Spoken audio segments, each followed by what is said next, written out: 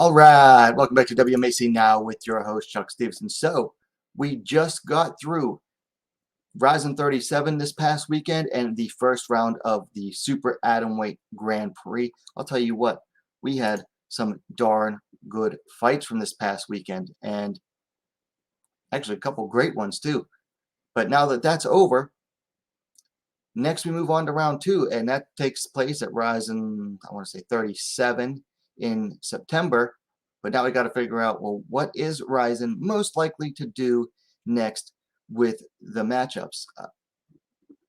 I mean, it could go several ways, because now we have the winners. Now we get to speculate. That's what this video is about. You know, this is just a short video speculating on, what RIZIN might possibly do with the next matchups. And the funny thing is, you look back on the original fight poster and then now on the next one, you notice that all the inside fighters all won and the outside fighters all got eliminated. So let me enlarge that for you. You'll be able to see it better. The inside fighters all won. Seika Izawa, Hamasaki, Shiyu Park, and Reina. They all won. And the four outside fighters, Laura Fontoura, Jessica Aguilar, Kana Sakura, and Anastasia Svetkivska, they all got eliminated. It was kind of weird how that worked out. So now we get to figure out, what is most likely to happen next. So there's I worked out three possibilities that they could go with, and just based on looking at the poster alone. So the first possibility is that they go horizontal, in which you would get Izawa versus Hamasaki 3, Shiyu Park versus Reina 2, or you can go vertical. You got Izawa versus Park 2. Their first fight happened in Deep Jewels. And then Hamasaki versus Reina, which would be a new matchup. Has not happened before. And it's something that I think a lot of fans would be very interested in. Or you got the third option. You could just, book them diagonally. Izawa versus Reina and Park versus Hamasaki. So I'm going to go from least likely to most likely to happen and try to break down each of the matchups and then explain why I don't think they're going to do it. So first up, we're going to talk about the horizontal option.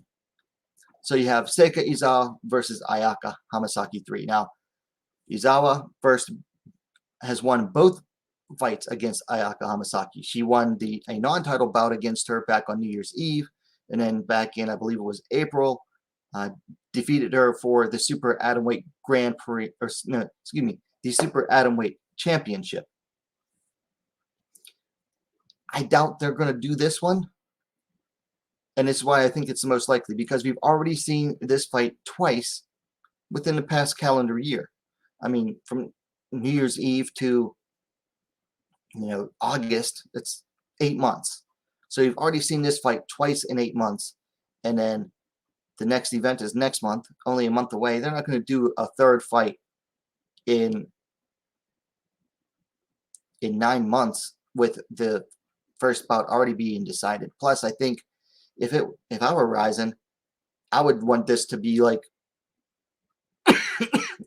a possibility for the finals, which are scheduled for New Year's Eve. I think it'd still be a great fight. Their second fight was, the first fight I think blew everyone away. The second fight was absolutely amazing. And third fight would be great too. I mean, Hamasaki could do it the third time, which he failed to do the first two times. But I don't think it's likely that they want to do this right away in the second round. And on the other side, you have Park versus Reina 2. And I don't think they're likely to go with this one either, simply because these two just fought not that long ago either. They just fought on New Year's Eve. It was a very close bout, a very contentious split decision.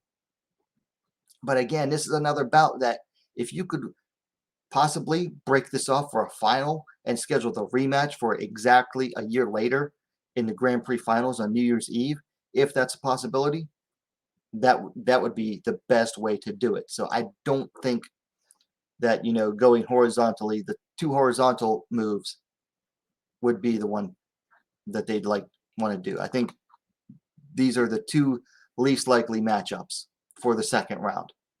So then we go the vertical route. We would have Izawa versus Park 2 and Hamasaki versus Reina. This would actually be a good fight. Their first fight happened under, I believe it was in Deep. And it was a very close bout. And honestly, if it were under RIZIN rules, Park might have been able to finish Izawa. Like, it was that close.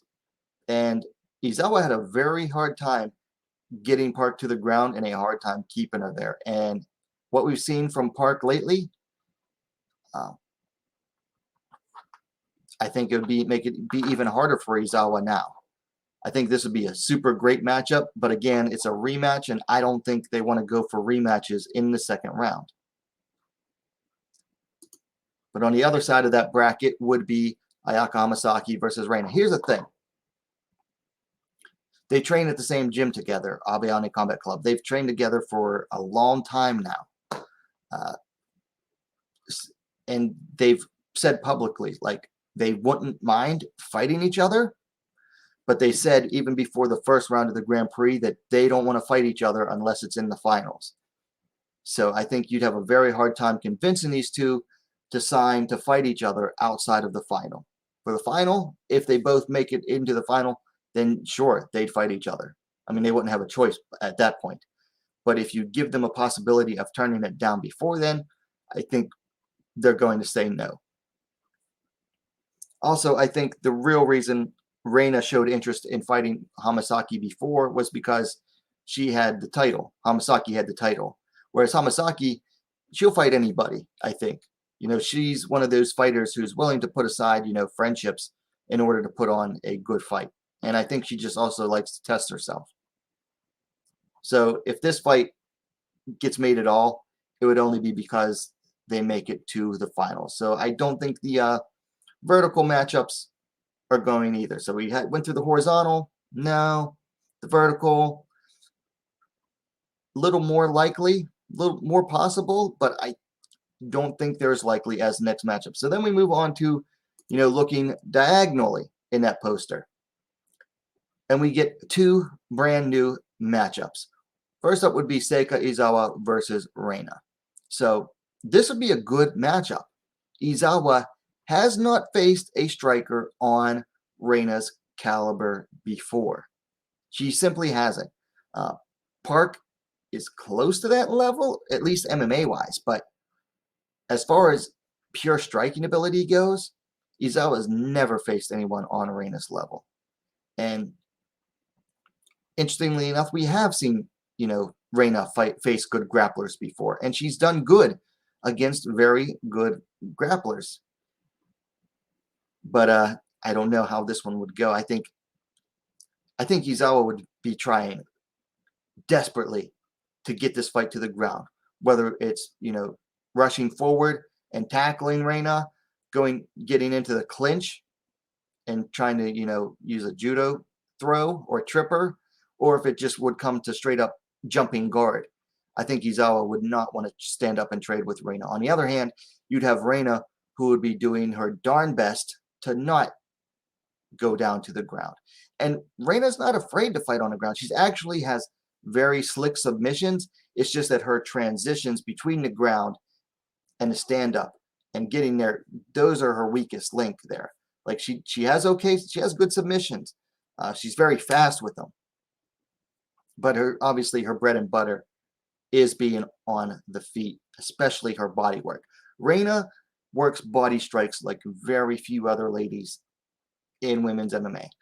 It's a beauty to watch her striking. But I think that's why this is a big possibility. Plus, they haven't faced each other before, which makes it that much more intriguing.